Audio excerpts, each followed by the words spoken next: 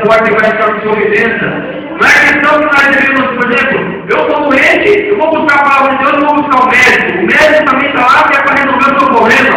A palavra de Deus, desde que você está buscando o médico e buscando a ele, Deus vai usar aquele médico para te curar, para fazer o milagre na sua vida. Louvado seja o nome do Senhor. Então nós temos que buscar dentro da palavra de Deus. Nós temos um problema, vamos chamar o pastor, vamos chamar o presbítero, vamos ser ungido, como eu já fui ungido aqui, vários dias aqui, alguns dias eles passaram na campanha que eu tive aí.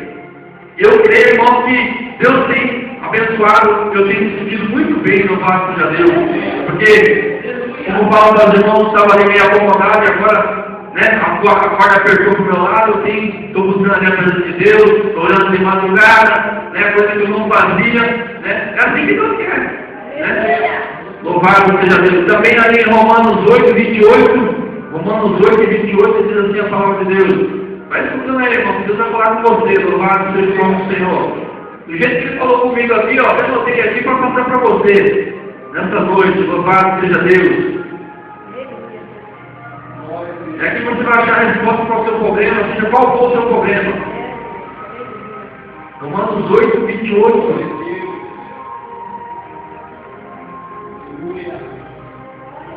Romanos 8 e 28 diz assim a palavra de Deus. Romanos 8 e 28. É o que eu falei poucas horas aqui, poucos minutos. E sabemos que todas as coisas contribuem juntamente para o bem daqueles que amam a Deus. Aqueles que são chamados por seu decreto. Está vendo, irmão? Deus não quer nada de mal para você, não. Ele quer para o seu próprio bem. Se há algum problema na minha vida, na sua vida, é para o seu próprio bem. E esse mal, qualquer qual for o problema, não vai continuar na sua vida. Na hora certa, você vai dar um barco nele e você vai glorificar o nome do Senhor. É só você buscar mais a presença de Deus.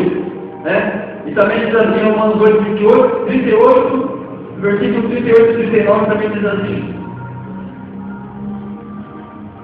Porque estou certo que nem a morte, nem a vida, nem os anjos, nem os principados, nem a potestade, nem o presente, nem o porvir, nem a altura, nem profundidade, nem alguma outra criatura nos poderá separar do amor de Deus, que está em Cristo Jesus, nosso Senhor.